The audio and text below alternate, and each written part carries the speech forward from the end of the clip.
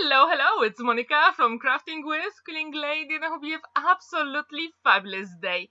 In today's video, I'm going to show you how to create very quick thank you card in the shape of a hexagon and also an easel card at the same time. For my project today, I'm going to use free gift from Creative Stamping Magazine issue 109.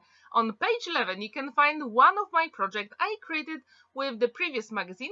If you are interested, the link to the project is in the top right corner. The magazine comes with a beautiful stamp set collection called Versatiles, but one stamp is missing and I already contacted Creative Stamping and they sent me a new stamp set collection. It also have some sentiments as well, which you can use for a variety of occasions, and I'm going to use one of them in today's project. I'm going to start my card by using fancy nesting hexagons die cutting from Card Making Magic, and I'm going to die cut it 3 times from 300 GSM white card. I absolutely love it and I think it has such a beautiful shape for the project. Then I chose one of the stamps, of course, in the shape of a hexagon. It is one of my favorite shapes and I thought it would be really cool to actually create the card in the shape of a hexagon. And I do wonder, have you actually ever created a project in the shape of a hexagon? If you have, please let me know what did you create. Now we're going to do some heat embossing, so I use my anti-static bag and I'm going to use Versamark ink because it is clear, transparent, and I'm going to do some heat embossing using gold powder. I absolutely love it. If you've seen my previous video, you know it is my go-to when it comes to embossing. However, for today's project, I thought let's have a little bit of variation. So I'm going to stamp the same image again and heat emboss it using the same gold embossing powder. And later on, I'm going to color the top one and also I'm going to cut it and put some double-sided foam adhesive for extra dimension. But whenever you use heat embossing, I do encourage you to heat set your tool for about 10 seconds before you start heat embossing. And this way it will be super quick and beautiful and you won't melt that powder or burn it in some of the places. When this is ready, I thought let's do some stamping with the other image. And to have some more interest on my card, this time I'm going to use some black detail embossing powder from Cosmic Shimmer, and all the names of the products I use in today's video you can check in the description down below if you're interested. And now, when this is ready, I thought let's actually create more hexagons around our main focal element. And I thought that would create a really cool background. And I do wonder how often do you use just one stamp to create your beautiful background panels for your projects? Please let me know in the comments down below. I also created the project you saw at the beginning that is featured in the magazine, and I used some heat embossing as well, but for the other one I use clear embossing powder. And I wonder, when you do heat embossing, do you prefer to do it in gold or black? Which one is your favorite? And as you can see, I'm just stamping the same image a couple of times all around that main focal element, and even when I did all the hexagons around, I thought those tiny corners are a little bit empty, so I thought why not add that tiny bit of image just to fill it in. And you know what, actually I was very pleased with the result. I was very anxious to do it, but I did it and I think it makes such a big difference for this project. And I wonder, have you actually ever created a card either in a circular shape, triangular shape, square shape, or rectangular shape using your nesting dice? If you have, please let me know in the comments. So as you can see, I'm just stamping those corners now, and again I'm going to put some black powder on and heat set it. And this way, when you have some black and gold, that gold really stands out on your project. So I do encourage you to use those two colors for your project. And also, if you do have Creative Stamping Magazine issue 109, please let me know what are you going to create with it, because this stamp set collection, I think the whole name is so cool. versatiles, and it is perfect for literally any occasion because you can create your own patterns. So it can be masculine card, feminine card, literally whatever you want. And now to color in all my images, I decided to use some zig markers because why not? They are so easy to blend. As you can see, I'm just putting a tiny bit of pigment exactly in the middle, and then using my wet paintbrush, I'm spreading the color around. Super quick, easy, and I will have that really nice color variation when I've got some lighter colors and darker colors as well. And as you can see here, I've got 12 zig markers, and I decided to go in rainbow colors because why not?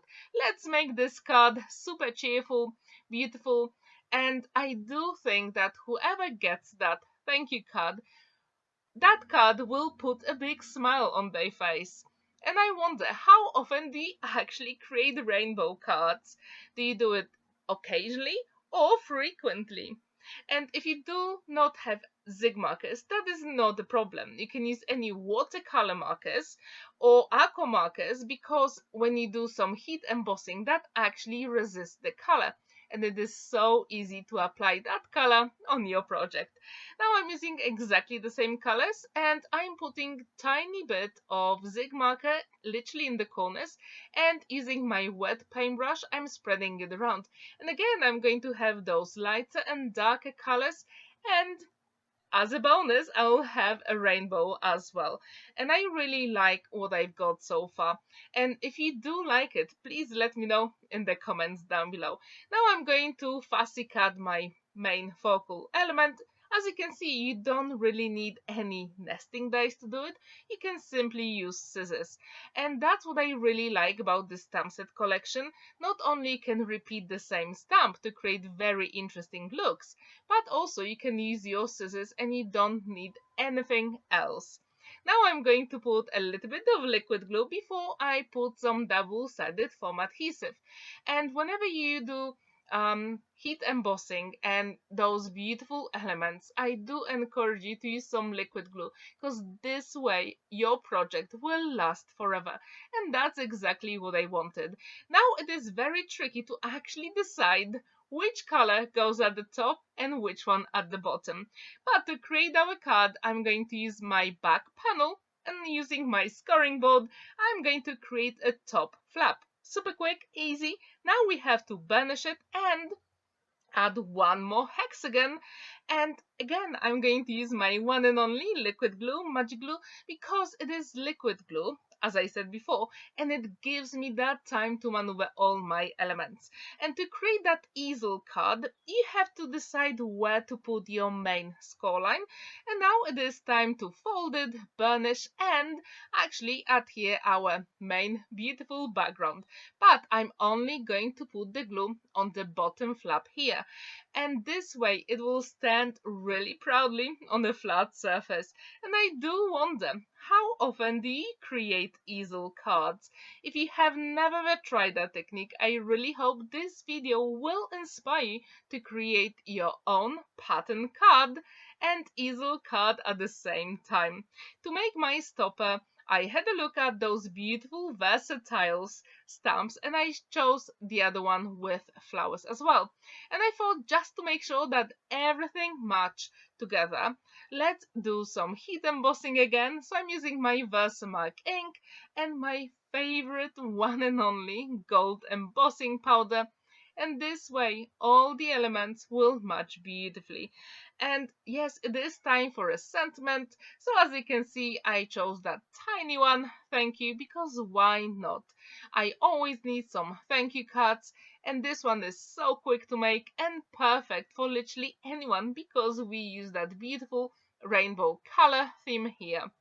And when this is ready, I'm going to heat set it, and again I'm going to use my scissors to fussy cut both the hexagon and the sentiment, and again just to make sure that my stopper matches beautifully with my design paper that I created myself, I'm going to use zig markers, and again I'm going to create a rainbow effect on the flowers.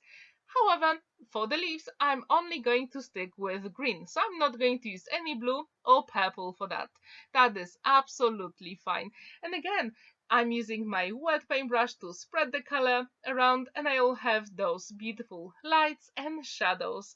And I do wonder, how often do you use zig markers or aqua markers, watercolor markers, or watercolor pencils in your projects? And when you do use them, what do you mainly use them for? The background or to color in your images? I'm really curious because I want to create more videos using those pens or pencils in the future.